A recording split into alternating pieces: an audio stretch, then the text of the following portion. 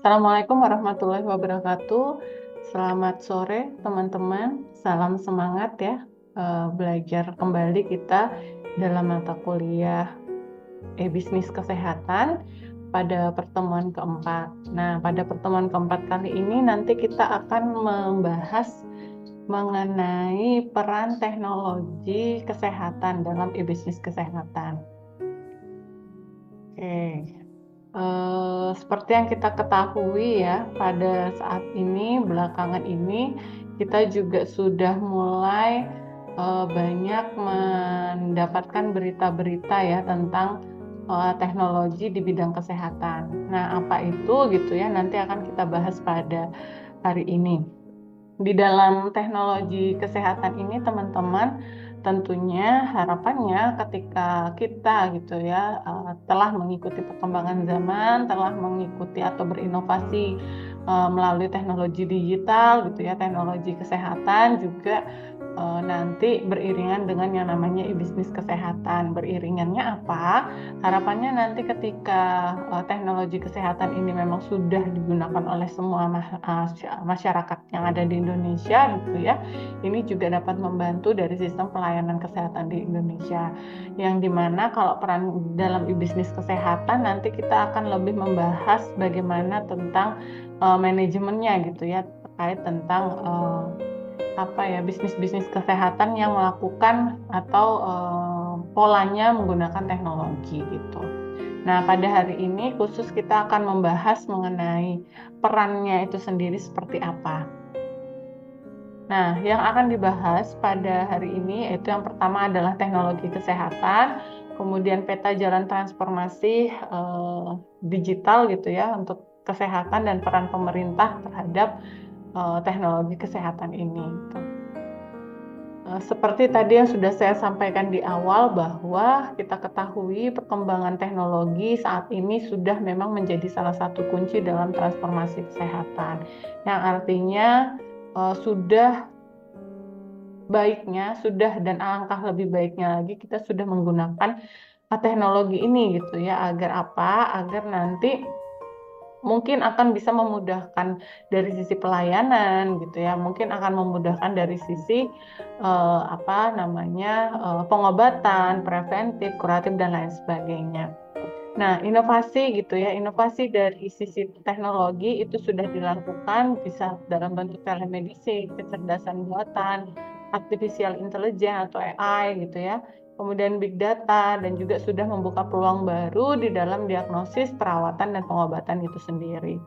Nah, nanti akan ada contoh-contohnya apa itu telemedicine mungkin ya, contohnya sudah digunakan untuk apa, kemudian AI-nya sudah digunakan untuk apa, begitu juga big data dan peran teknologi di bidang lainnya.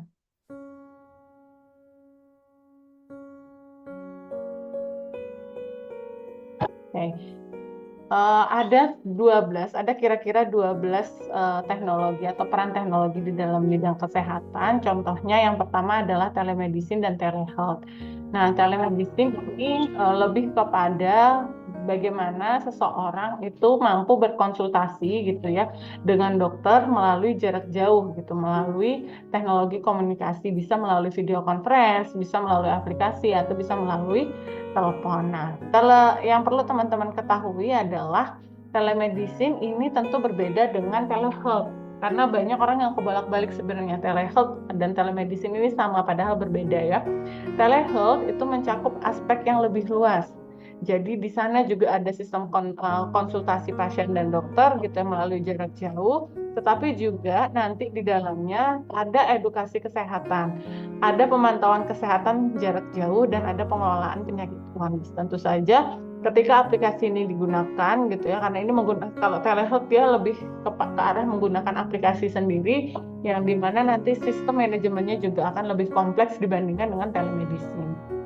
Kemudian yang kedua adalah Electronic Health Record atau IHR. Nah, IHR ini atau yang sering disebut dengan rekam medis elektronik yang biasanya digunakan untuk rumah sakit gitu ya atau digunakan untuk puskesmas, ini sudah dalam format digital. Artinya apa? Rekam medis sekarang sudah tidak ada yang manual lagi harusnya ya. Jadi pemanfaatan teknologi itu sudah kepada pencatatan atau rekam medis elektronik ini sehingga nanti suatu saat ini akan sangat membantu gitu ya. Karena kalau dia sistemnya manual gitu, dari sistem pencarian akan sangat sulit gitu ya. Kalau kalau komputerisasi kan akan lebih mudah mencari rekomendasi pasien gitu. Dan juga nanti sistem pengumpulan datanya juga akan lebih mudah gitu ya. Karena dia disimpan di dalam satu e-cloud, yang dimana e-cloud itu nanti bisa menyimpan bahkan mungkin sampai jutaan atau miliaran atau triliunan data di sana gitu. Sehingga meminimalisir yang namanya data hilang gitu ya, meminimalisir nanti misalnya ada bencana gitu suatu saat apa namanya data-datanya sudah tidak ada gitu ya. Ini akan sangat merepotkan kalau seperti itu gitu, sehingga hadirlah yang namanya teknologi di dalam rekam medis elektronik ini. Nah, ini juga sangat memudahkan kolaborasi antara tenaga medis dengan antar tenaga medis lainnya, misalnya dokter dengan apa namanya perawat gitu ya, perawat dengan bidan mungkin, atau perawat dengan sistem pendaftaran gitu ya, sistem pendaftaran awal dengan sistem pendaftaran poli dan lain sebagainya. Ini sangat memudahkan gitu dan mempersingkat waktu gitu ya, sehingga mungkin sistem pelayanan yang didapatkan oleh pasien akan lebih cepat dibandingkan harus menggunakan rekam medis secara manual. Kemudian yang ketiga adalah sistem manajemen rumah sakit atau Hospital Management System atau HMS namanya. Yang dimana teknologi HMS ini teman-teman, yang dimana teknologi HMS ini juga dapat membantu rumah sakit dalam mengelola berbagai aspek operasional. Mulai nanti dia bisa memanajemen pasien gitu ya, pasien rawat inap, nanti berapa ketersediaan ruangan di dalam pasien rawat inap itu nanti akan muncul gitu tanpa harus cross check ke poli rawat inapnya gitu ya. Jadi dari sistem pendaftaran sudah tahu nih ada beberapa kamar yang kosong atau tidak gitu ya. Kemudian dari manajemen pasiennya juga mungkin dari sistem berobat jalan, bagaimana dia mendapatkan obat gitu ya. Kemudian bagaimana sistem membayar dan lain sebagainya. Inventaris ini juga sudah mulai menggunakan komputerisasi, karena memang untuk pendataan inventaris ini juga tidak mudah ya teman-teman. Kalau pendataan inventaris di dalam rumah sakit itu membutuhkan membutuhkan ketelitian, pencatatan yang teratur gitu ya. Ada inventaris yang masuk, sarana prasarana masuk atau sarana prasarana rusak dan lain sebagainya juga harus dicatat dengan baik. Apalagi yang dinamakan dengan keuangan rumah sakit gitu ya. Sistem keuangannya sudah menggunakan komputerisasi hingga dengan penjadwalan dokter gitu. Jadi manajemennya tidak hanya digunakan untuk manajemen pasien saja, tapi juga semua manajemen sumber daya manusia yang ada di dalam rumah sakit tersebut.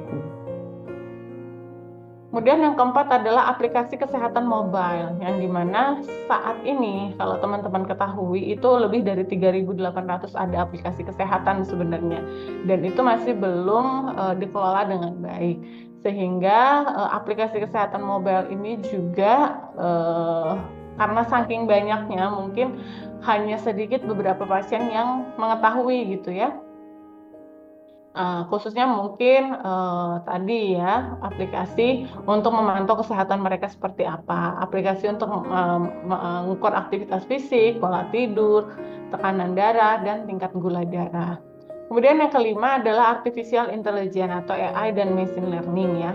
Nah, AI dan machine learning ini gunanya adalah untuk menganalisis data kesehatan dalam skala yang besar. Jadi kadang gitu ya, kalau misalnya data kita tuh udah terlalu banyak gitu ya, untuk menganalisanya juga sangat sulit gitu, sehingga dibantu dengan AI dan machine learning ini untuk memprediksi yang lebih akurat, mungkin nanti terkait tentang resiko penyakitnya, kemudian diagnosanya dan perawatannya juga. Kemudian yang keenam adalah blockchain dalam data kesehatan. Nah, blockchain ini sekarang sudah tidak lagi di bidang pendidikan saja, tetapi juga merambah di bidang teknologi kesehatan gitu ya. Teknologi blockchain ini nanti dia akan menawarkan yang namanya keamanan privacy yang lebih tinggi gitu ya. Karena dia namanya blockchain itu kan terdiri dari satu room sendiri gitu ya. Jadi memiliki room sendiri yang dimana room itu privasinya atau hak untuk memilikinya itu juga dimiliki oleh rumah sakit itu masing-masing gitu ya. Sehingga Untuk privasinya juga diatur oleh rumah sakit itu sehingga sistem keamanannya lebih tinggi dan juga dalam penyimpanan pertukaran data medisnya juga akan lebih mudah dan privasinya juga akan lebih terjaga gitu. Nah, blockchain ini juga dapat membantu kerahasiaan informasi kesehatan dan mencegah yang namanya penyalahgunaan data. Kemudian yang ketujuh adalah e-commerce dalam produk kesehatan. Jadi sekarang itu sudah mulai bermunculan yang namanya e-commerce, tidak hanya e-commerce untuk jual beli pakaian mungkin ya, barang-barang, alat rumah tangga dan lain sebagainya, tetapi juga e-commerce dalam produk kesehatan. Nah, isinya adalah mungkin nanti ada obat-obatan, kemudian alat kesehatan, produk kesehatan, dan juga hal-hal yang berkaitan tentang kesehatan yang dibutuhkan oleh orang lain gitu ya, yang mana dapat mereka beli secara online. Ini apa? Tujuannya adalah untuk memudahkan pasien dalam memperoleh kebutuhan kesehatan dan lebih cepat gitu ya, tidak memerlukan harus datang ke harus datang ke toko gitu ya. Belum lagi kalau kita datang ke toko ya kalau barangnya ada gitu ya. Kalau di e-commerce kan mungkin kita bisa memilih, bisa swiping menggunakan handphone, kemudian bisa ketemu tuh, oh yang mana toko yang akan menjual atau yang mana apotek yang akan menjual gitu ya. Kadang kalau kita harus manual datang ke apotek kan kadang di apotek itu ada obatnya gitu ya. Kemudian kadang tidak ada. Nah, yang repot kan ketika tidak ada gitu ya. Mereka harus menuju ke apotek lain gitu. Nah, ini nanti ketika ada e-commerce dalam produk kesehatan ini akan sangat memudahkan kita sebagai konsumen gitu ya untuk meng-cut loss waktu yang terbuang mencari produk yang langsung bisa mendapatkan produk yang ada di apotek gitu, yang mana nanti bisa diarahkan oleh aplikasi itu obat-obat apa yang ada dan obat-obat apa yang mungkin dibutuhkan oleh pasien. Kemudian wearable technology. Nah, ini bisa digunakan kayak misalnya jam gitu ya, jam smart smartwatch gitu ya. Smartwatch itu kan bisa sudah menggunakan yang namanya perangkat wearable untuk kondisi fisik, memonitor kondisi fisik yang bisa dilakukan secara real time ya, misal detak jantung, tekanan darah, kemudian aktivitas fisik gitu ya, yang dimana data ini nanti bisa dikirimkan langsung ke penyedia layanan kesehatan untuk pemantauan secara terus-menerus. Yang kesembilan adalah virtual reality atau augmented reality. Nah, ini mungkin teman-teman yang di Sibermo juga sudah mulai paham ya yang namanya virtual reality, karena kita sudah memiliki kampus virtual gitu ya. Nah, sistemnya nanti mungkin hampir sama ya di dalam pendidikan dan pelatihan medis. Ini mungkin digunakan untuk sebagai kadaver gitu ya, pengganti praktikum untuk dokter, mayat untuk dokter, karena kalau harus menggunakan langsung mayat gitu ya, akan sangat besar biayanya. Nah, saat ini sudah ada peran teknologi di dalam pendidikan dan pelatihan medis ini yang dimana nanti seakan-akan calon dokter gitu ya itu bisa membedah gitu ya, tapi menggunakan augmented reality gitu secara maya gitu ya. Tetapi yang namanya augmented reality ini adalah perpaduan antara maya dan asli gitu ya. Jadi seakan-akan ketika kita menggunakan kacamata augmented reality atau virtual reality ini terlihat sebagai sesuatu hal yang nyata. Kemudian yang 10 adalah cloud computing, di mana cloud computing ini nanti kita bisa mengakses data secara lebih cepat dan efisien, dan juga nanti biaya kesehatannya biayanya juga lebih rendah gitu ya. Yang dimana ini juga akan bisa memungkinkan untuk kolaborasi yang lebih baik antara berbagai fasilitas kesehatan di berbagai lokasi.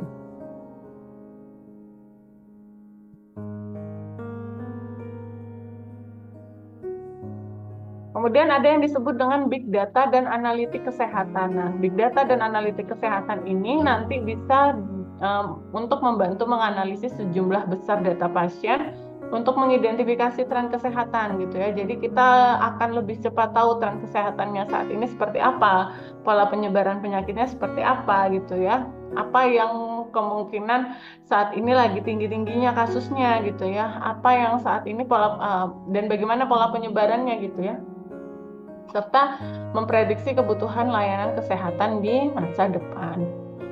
Kemudian yang ke-12 adalah genomic medicine. Genomic medicine ini teknologi DNA sequencing yang dimana nanti dia bisa memahami genetika seseorang, bisa langsung memberikan perawatan seseorang yang pas banget karena sesuai dengan DNA sequencingnya gitu ya, dan pengobatannya mungkin bisa lebih personal. Nah, ini juga bisa membantu deteksi dini resiko penyakit genetik, bisa mendeteksi dini kanker ya. Kalau kanker itu kan biasanya ketahuannya di stadium 3 sampai sama 4 ya. Kenapa? Karena memang untuk kanker itu kalau stadium 1, stadium 2 dia simptomatis gitu ya, tanpa gejala sebenarnya gitu. Nah, sehingga dengan genomic medicine ini nanti mungkin untuk stadium awal gitu langsung bisa kelihatan gitu ya. Dan juga bisa mendeteksi resiko penyakitnya. Resiko penyakit kanker itu apa sih gitu ya, dengan melalui teknologi DNA sequencing. Serta juga bisa menentukan pengobatan yang tepat berdasarkan profil genetik pasien. Jadi pengobatannya bisa perorangan gitu ya, karena penelitian yang dilakukannya juga bisa perorangan.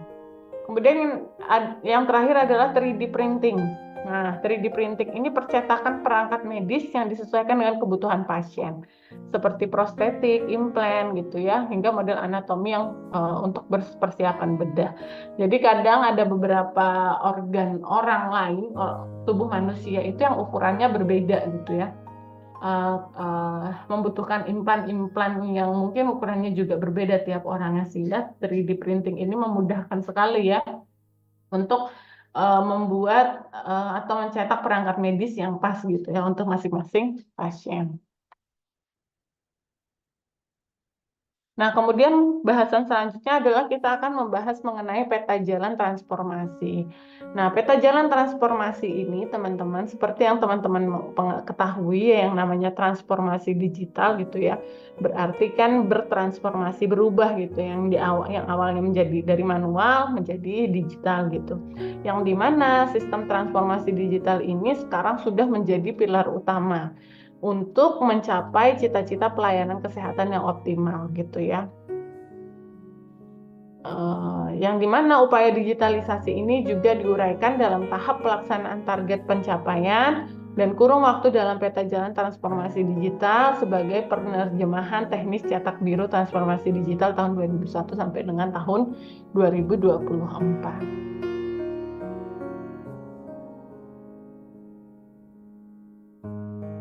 Nah, peta jalannya banyak, teman-teman. Teman-teman bisa melihat di modul yang sudah ada di dalam LMS, tetapi ini nanti akan saya rangkumkan gitu ya kerangka kerjanya. Yang pertama adalah utamanya untuk mengintegrasi data kesehatan yang berbasis individu.